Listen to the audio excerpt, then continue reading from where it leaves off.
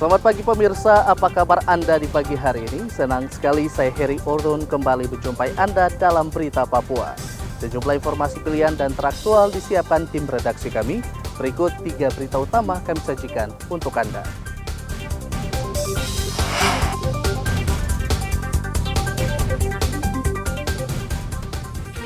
Diduga karena tabung gas meledak, ratusan kios dan rumah di Kabupaten Asmat terbakar.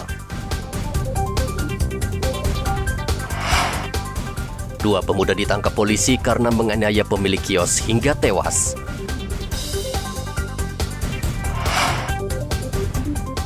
4 tersangka korupsi proyek pembangunan pasar di Bintuni ditangkap kejaksaan.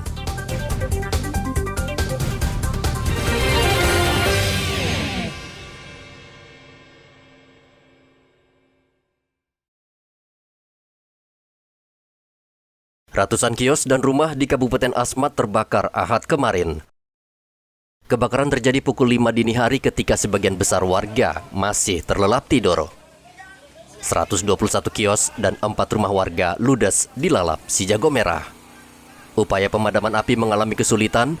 TNI dan Polri dibantu warga berjibaku dengan peralatan seadanya karena di kawasan Asmat belum ada mobil pemadam kebakaran. Beruntung hujan lebat mengguyur kota Asmat sehingga memudahkan pemadaman api. Bapak ada rumah di sini atau tempat usaha, Pak? Rumah sekaligus tempat usaha, Pak. Ada barang-barang yang mungkin bisa diselamatkan atau? Alhamdulillah ada barang sebagian yang kita di luar jalan bisa selamatkan di bagian sini. Kiri kita buang ke samping Bank BRI. Karena berhubung di sebelah kiri ini kosong, maka barang-barang kita selamatkan over ke sebelah kiri di tempat lahan kosong. Oh ya, tadi ngangkut sendiri atau ada bantuan, Pak? Alhamdulillah tadi dibantu sama Polsek, sama Polres, sama teman-teman dari TNI.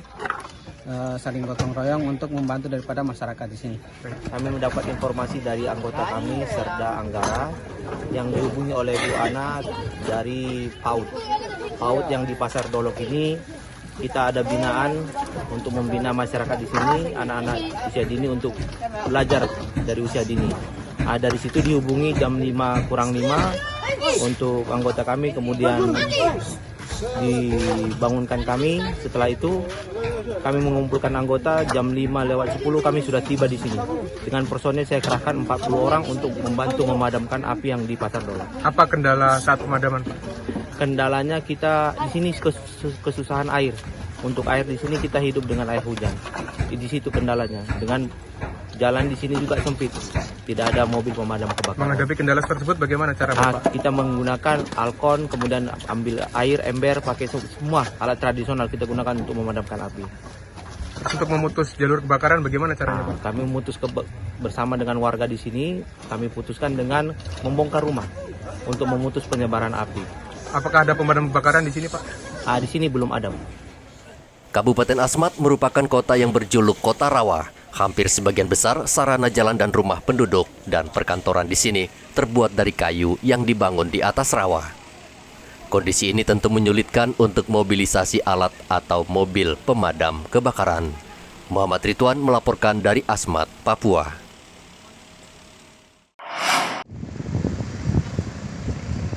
Polres Merauke mengungkap kasus pencurian di salah satu toko elektronik di Merauke dengan kerugian hingga ratusan juta rupiah. Kawasan pencuri ini berhasil masuk melalui pintu belakang toko dan menggasak 17 unit laptop dan 2 telepon genggam. Aksi mereka terekam CCTV. Pelaku membobol besi pengaman lalu masuk ke dalam toko dan dengan leluasa mencuri laptop. Pencuri awalnya masuk ke dalam toko dengan cara melompat pagar bagian belakang. Ya, kemudian masuk ke halaman itu dan di situ ada jendela dan pintu. Namun pencurinya mencungkil atau melepas dari kaca-kaca loper yang ada di jendela, kemudian menarik besi loper itu mengeluarkan sehingga pencurinya peluang untuk masuk ke dalam. Nah, setelah masuk ke dalam belakang toko itu, di situ ada pintu pembatas, ya. Pintu pembatas antara toko dengan bagian belakang, sehingga saat itu pencuri sempat mencungkil ya pintu yang ada di situ untuk masuk ke dalam toko. Nah, dia berhasil mencungkil toko itu, pintu itu, kemudian masuk dengan leluasa mengambil laptop ya sebanyak 17 unit ya dengan 2 buah HP. Nah, dari kerugian itu setelah itu pencuri membawa dan ditotalkan oleh korban kerugian sekitar 142.850. Polisi saat ini sedang memburu para pelaku lainnya. Kawanan pencuri ini diduga merupakan sindikat yang kerap beraksi di Merauke. Muhammad Ridwan melaporkan dari Merauke, Papua.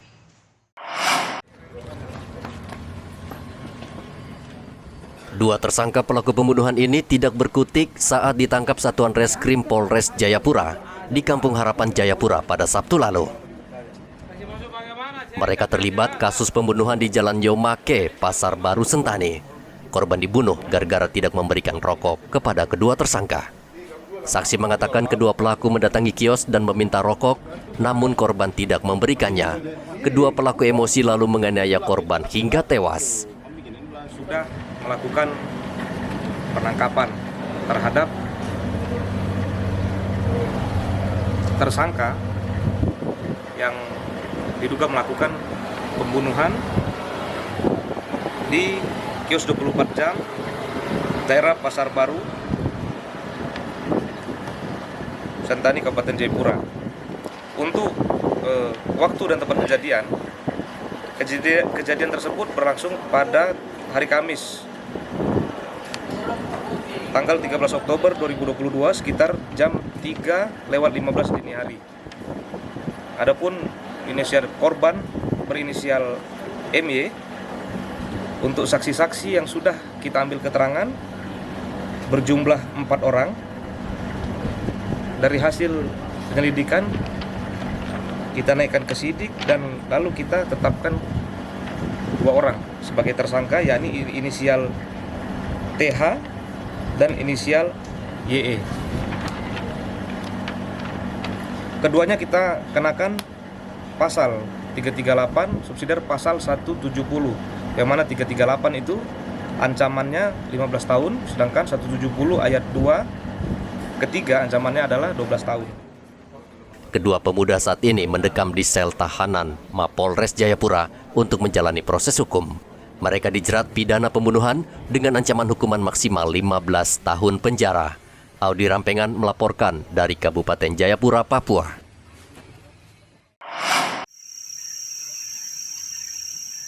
Kejaksaan Negeri Bintuni menangkap 4 tersangka korupsi proyek pembangunan pasar rakyat di Distrik Babo, Kabupaten Bintuni, Papua Barat. Keempat tersangka tersebut terdiri dari seorang jasa kontraktor, pejabat pembuat komitmen PPK, pejabat penandatanganan surat perintah membayar, dan seorang petugas pengendali keuangan. Akibat ulah keempat tersangka, Kejari Bintuni menduga negara mengalami kerugian hingga 4 miliar rupiah. Sebelumnya, Dinas Perindakop dan UKM Teluk Bintuni mendapat kucuran dana APBN senilai 6 miliar dari Kementerian Perdagangan untuk membangun pasar rakyat. Telah menahan 2 orang lagi tersangka lanjutan dari perkara kemarin, perkara pembangunan pasar rakyat Babu, yang hari ini kita menahan tersangka atas nama TR selaku penandatangan SPM dan juga terdakwa tersangka MJ selaku PPK pada kegiatan pembangunan pasar rakyat Babu tersebut.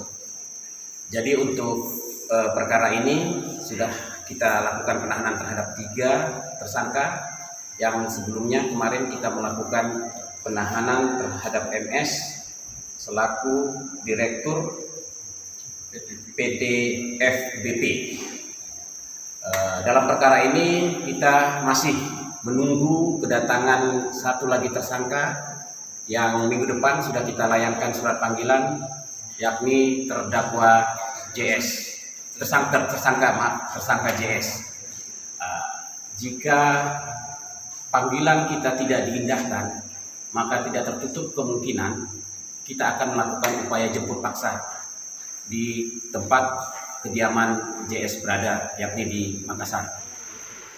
Kejari Teluk Bintuni saat ini terus menelusuri aliran dana dari kasus ini yang bisa saja mengalir ke berbagai pihak. Edi Musahidin melaporkan dari Bintuni, Papua Barat.